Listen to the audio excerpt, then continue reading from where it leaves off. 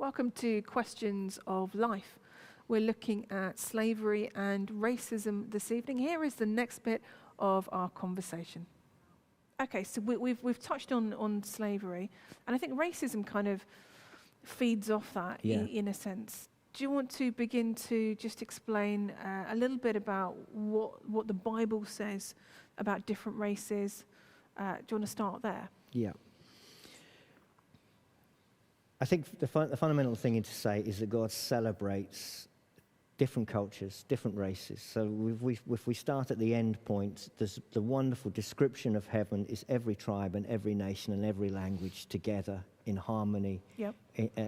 And still being from every tribe and every nation and every race. That's part of the vision, that every tribe and nation and race are there. Yep. So God has created diversity. He loves it. Yep. It's special. It's part of his purpose and plan for humanity. Yeah, it's a good thing. I always think that supremacy is another word for inadequacy. Interesting. That when you feel inadequate, you feel the need to push down another group. And that's part of the human condition. That humanity at times, because of our sinfulness, and we've talked before about sin, what we mean by sin, but because of our sinfulness, we sometimes feel inadequate, and the way we feel inadequate, the way we try and manage our inadequacy is to try and push somebody else down, to say we're superior to them. Yeah. And I think we see that in the human condition in all kinds of prejudices. So we try to feel better about ourselves by saying, I'm better than them. Mm-hmm.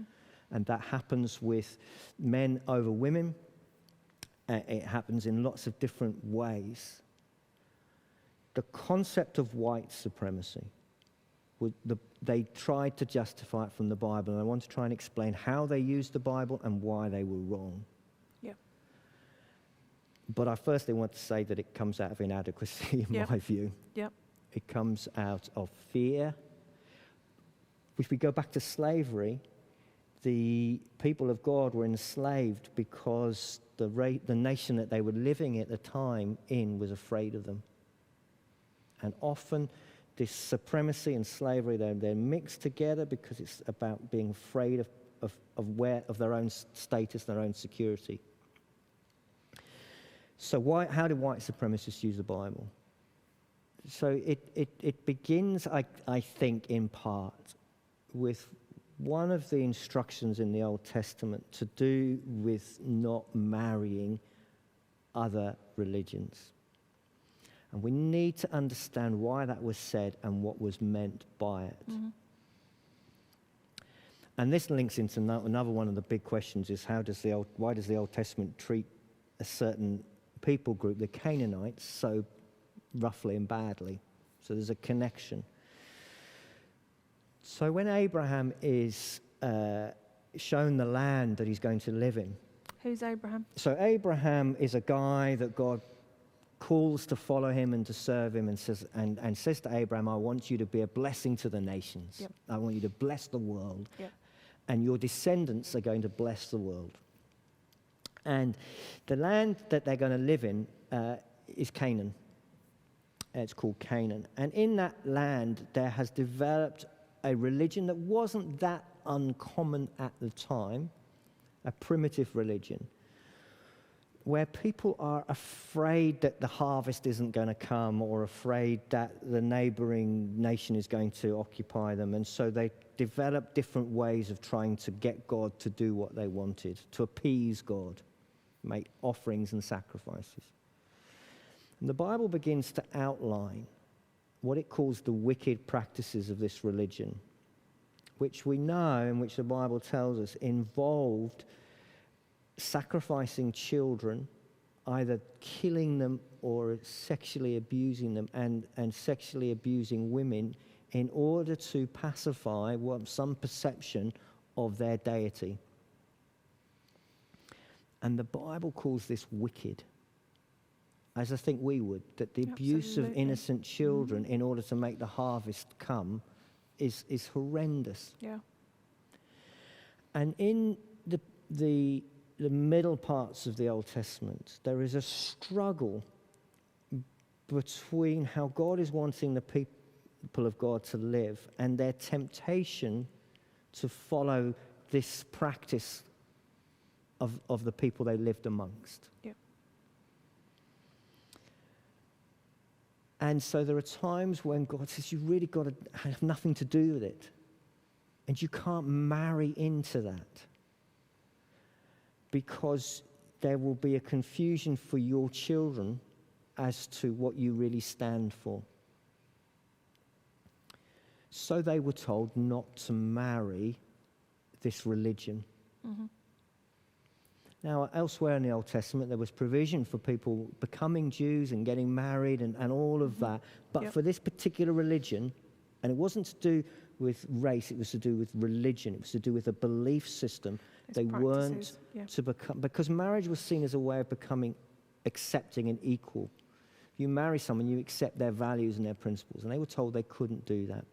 So it's those scriptures that were then used to say that there is a supremacy of one race. Now, the ridiculousness of it is that this was all about, the whole of the Bible is about non-whites. It's not about there's no Aryan there's no white person in the Bible. Everybody's people of color in the Bible.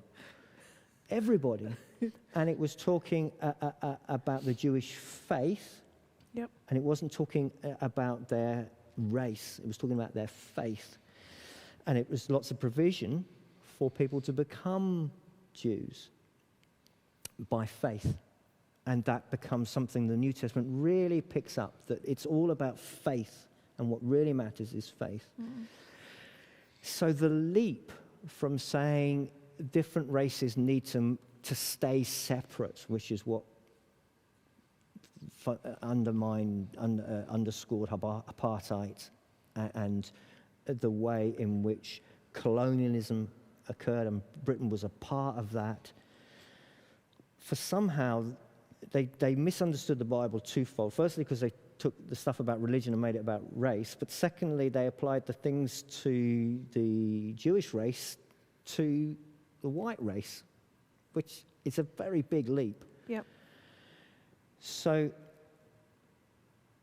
when they misused scriptures to say that races need to stay separate, that was again, going back to our principle, it's not what the Bible intended. What the Bible intended to say is don't mix religions where the religion is damaging and dangerous to children and women. Yep. That was the principle. Yep.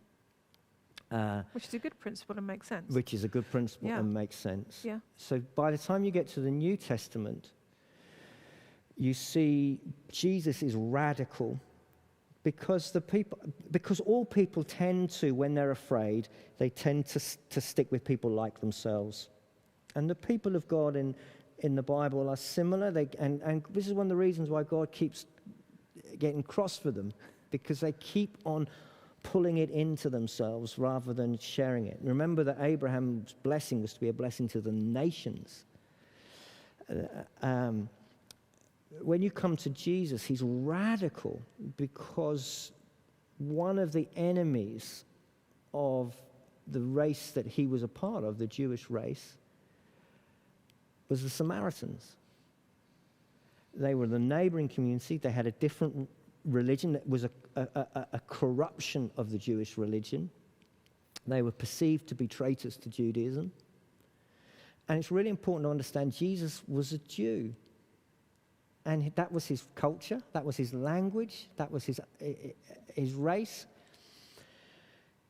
And yet he goes out of his way to build bridges, to welcome and to accept Samaritans. He tells the great story of the Good Samaritan. Now that in itself was a shocking phrase. How could there be a Samaritan that was good to the people he was speaking to? So he was radical in his inclusion of people of different cultures to his.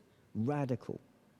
And the story of the Good Samaritan highlights the fact that there were so many people that didn't behave like the Good Samaritan, that judged, that walked on by, that made a decision. Yeah. Whereas the Good Samaritan, actually, who everybody thought was rubbish, yeah, didn't judge. Yeah. And was just saw, here's somebody that needs help. Yeah. had compassion, didn't matter about religion, race, anything. It's a human being. Yeah. And this is where our words change. In our culture, the word Samaritan means a good person who helps. Yes. To the first people to whom Jesus talked to, a Samaritan was an enemy. Absolutely. So Jesus radically is saying we need to break down these racial divides. And then Paul goes even further, the Apostle Paul in the rest of the New Testament, and he starts saying, in Jesus, there isn't different barriers, there isn't different races, there isn't different cultures, we're all one in Christ. And we celebrate our diversity, and there's nobody's more important than another person. We're all equal, we're all loved. And he says, which was difficult for them to understand, because in those days, all religions were from one race. So whatever race you were, that was your religion. And we still see that in our culture, today, in our world today, don't we? People have the religion of their culture. Yeah. And that was, if you were a Greek, you had one religion, or if you were from this city, you had one religion. If you're from this place, you had a religion. And Paul is radical in saying, everybody come to Christ, whatever your background, whatever your race, whatever your culture. And then John has this great vision of heaven where I began every tribe and nation. So the Bible is radically saying every human being has value and dignity, and no race is superior to another, no group is superior to another, and no treatment of a person without dignity, value, and acceptance is right. And he talks so much about justice, that every human being has the same rights and the same values. So that white people used the Bible to defend their oppression of others is, to me, deeply offensive and causes me great anger. And I'll stop here, but one of the things that I read this week that I found very powerful was from Banksy, the street artist, and he's done an image in support of Black Lives Matter. And I heard a number of, I'm a big football fan, and I've heard a number of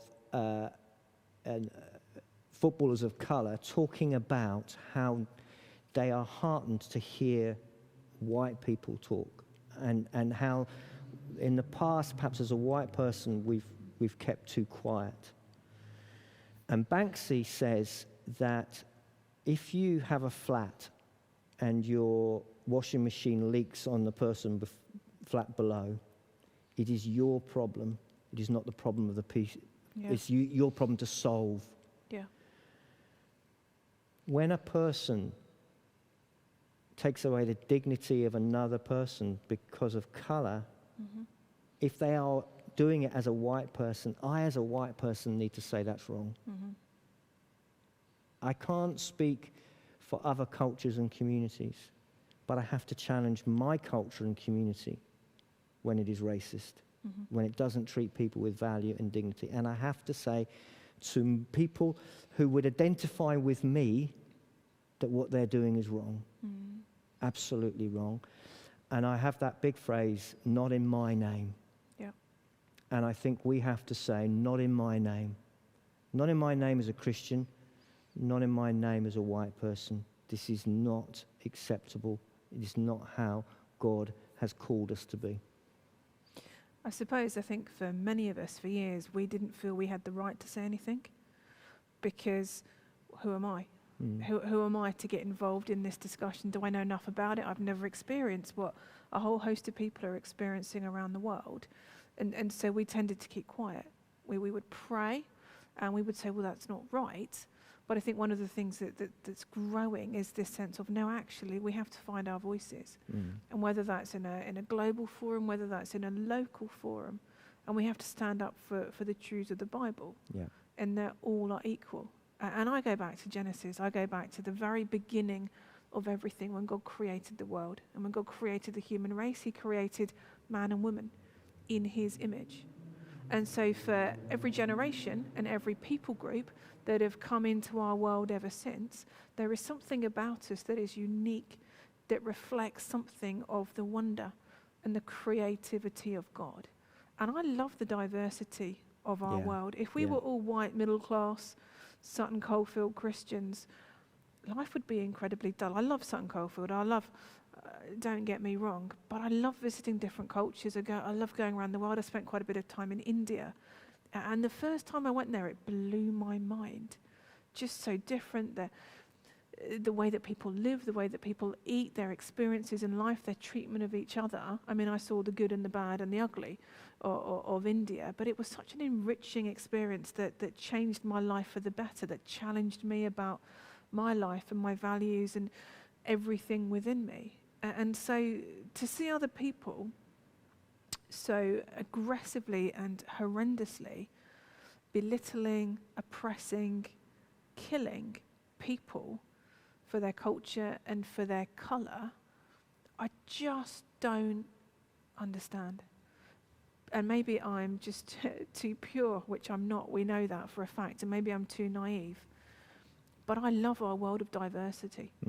I love that it communicates something just awesome about our God. I don't know about you. Absolutely, and I think that's one of the beauties of Birmingham, and even of Sutton Coldfield and of our church. Oh, yeah. The rich diversity, I think, is fantastic. But we have to not acknowledge that there are still barriers for people in Birmingham. Oh, yes. And that we, from the white community, don't always see that, and we don't always recognise it. Yeah. And we need to listen, and we need to hear. I've talked a lot of times that one of my favourite pieces of music, probably the piece of music that, if I have the choice, will be played at my funeral, is the song "Where the Streets Have No Name." And there's a long story as to why Shrade is called Shrade, because there's an attempt to name her after that. But that's another story for another day. But I love this song that talks about heaven, where nobody is judged by where they grew up. And it comes out of a culture where you would or wouldn't get a job because of the basis of your address, because that would tell you what culture you came from, Protestant or Catholic. And I was listening to a thing yesterday about people talking about changing their names to apply for jobs in the UK because they felt that British people, but certain names wouldn't get them an interview because that would be perceived to be not the right kind of name.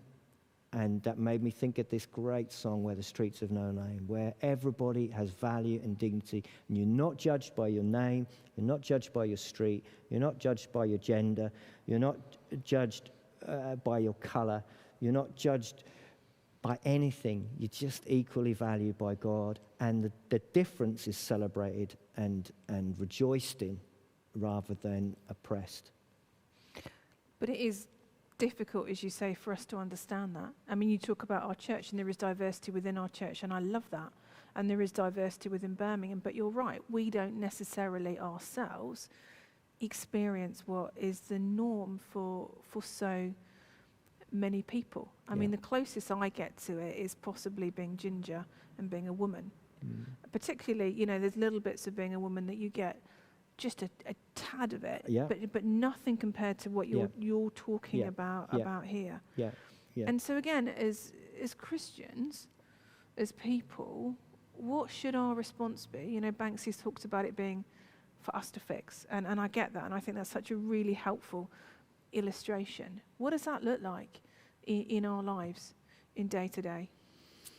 I think that we as individuals need to call out when we see somebody being treated unfairly because of gender, because they're a woman, or because of race or colour or religion. When we see that in our workplace, because it will be in our workplaces here in Birmingham, when we see it in our friendship groups, when we see it in our families, we need to, and for a lot of times it might just be simply bringing it into the light and letting, and sometimes people do things And when they're challenged and think about it, they will say, oh, yeah, I've got that wrong. Sometimes it might be something deeper. So sometimes we'll challenge because we can change the person who we challenge. Yeah. And so we do that gently and graciously, and we just help them to understand what they're doing and saying. But sometimes we challenge not because we can change the person, but because the person who is being oppressed needs to know that somebody cares. Yeah. And needs to know that somebody else is with them and standing with them. And I think sometimes the call of Christ is to stand with the poor, the marginalized, the excluded, the outcast. There's this great story where Jesus talks about, I was naked and you clothed me. I was in prison and you visited me. I was a stranger and you welcomed me in. Yeah.